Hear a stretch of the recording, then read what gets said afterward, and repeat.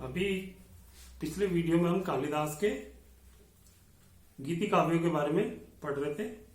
अब एक और जो पक्ष है कालिदास का, वो जो उनकी विद्या है, उन्होंने बहुत प्रसिद्ध नाटक भी लिखे। प्राचीन काल में नाटकों का लेखन और उनका मंच पर उनका मंचन कि किस प्रकार से मंच पर उनको एक्टिंग में वापस लोगों को दिखाया जाता था, नाट्यशालाएं होती थी, जिनको आधुनिक रूप में आज आप थिएटर कहते हैं। और नाटक करने के लिए कैरेक्टर्स आपके सामने तो नहीं आते, आजकल हम उनको फिल्मी पर्दे के रूप में देखते हैं।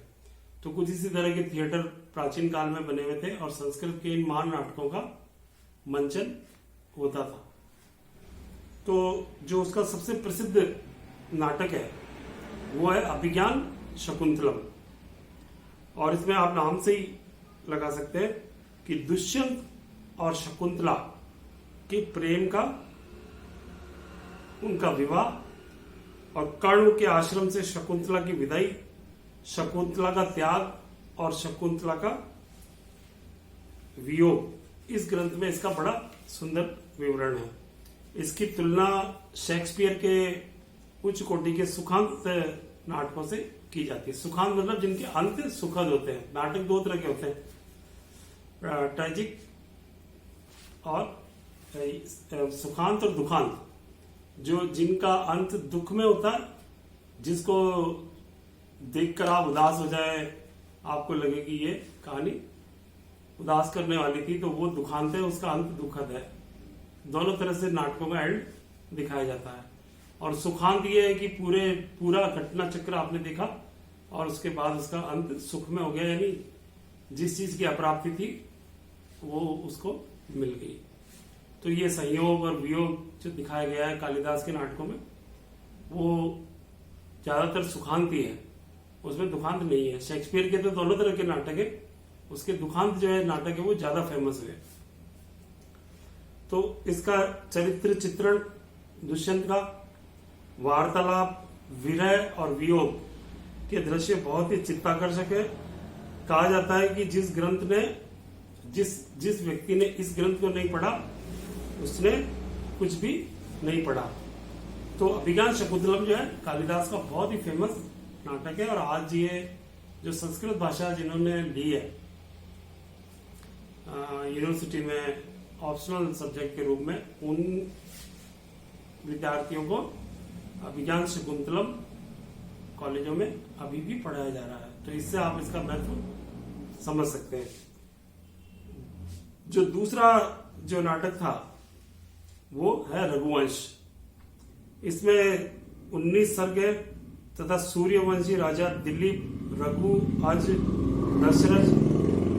दशरथ, राम और उसके वंशजों का इसमें विवरण है। यह ग्रंथ इतना लोकप्रिय रहा कि 40 से अधिक टीकाएं इसकी बाद में लिखी गई। और महाराजा दिलीप ने किस प्रकार नंदिनी नामक गाय की सेवा कर रघु नामक प्रतापी पुत्र प्राप्त किया, किस प्रकार रघु ने एक शक्तिशाली राज्य का निर्माण किया, और फिर उनके यज्ञ एवं दान आदि का वर्णन, रघु के पुत्र राजा अज का इंदुमती से विवाह, इंदुमती की मृत्यु पर राजा अज का करुण विलाप, राम का चरित्र, उनके पुष्पक विमान के द्वारा विभिन्न स्थानों का भ्रमण का इसमें सुंदर चित्रण है। इसमें सारे रस हैं, शांत, वीर, श्रृंगार और करुण, ये सारे रस इस रघुवंश में देखने को मिलते हैं। तो ये रघुवंश भी जो है उसका बहुत प्रसिद्ध ग्रंथ है, जिस पर बाद में 40 से अधिक लेखकों ने अलग अलग टीकाएं लिखी, उसको रिपीट किया और इसकी अलग तरह से उसकी व्याख्या की गई।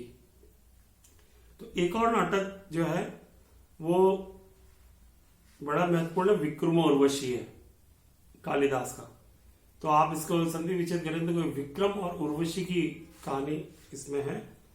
और इसमें ऋग्वेद के एक प्रेम के नाटक के रूप में प्रस्तुत की गई है।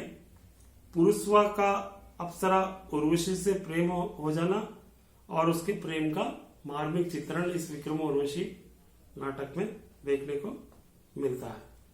तो ये जो उनकी कालिदास की प्रमुख रचनाएं थी और जो है अनेक विद्वानों ने, विभिन्न विद्वानों ने कालिदास की जो कौशल है, जो राइटिंग स्किल है, उसकी बहुत ही तारीफ की है।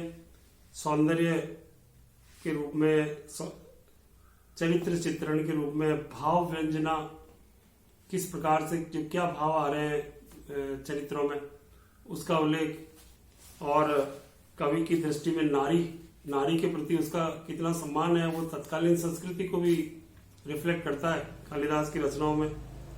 नारी सौंदर्य का चित्रण है कालिदास की रचनाओं में, और नारी को एक गृहिणी, सचिव, सखा के रूप में देखते हैं। उनके काव्य में ऐसी गुण संपन्न नारी का बड़ा ही ऊंचा स्थान है। तो इस प्रकार जो है, यदि आप तुलना करना चाहें कालिदास की, तो उनके समकक्ष कोई भी नहीं है, केवल वाल्मीकि ही उनके बराबर आते हैं जिन्होंने रामायण की रचना की थी। तो भारतीय साहित्यकारों की जो संस्कृति में जो उपलब्धि हुई है, जो हमें जो प्राप्त हुए भारतीय साहित्यकार, उसमें प्राचीन काल में कालिदास का बहुत बड़ा नाम है, बहुत बड़ा योगदान है उनका। और उनकी रचनाएं आज इतने साल, 1700-1800 साल बीत जाने के बाद भी आज भी प्रासंगिक बनी हुई है। भाषा, अलंकार, व्याकरण और के रूप में आज भी इनको पढ़ा जा रहा है, पढ़ाया जा रहा है। तो कालिदास जो है अजर अमर है, और उनकी रचनाएं भारतीय संस्कृति का अभिन्न अंग है। Thank you.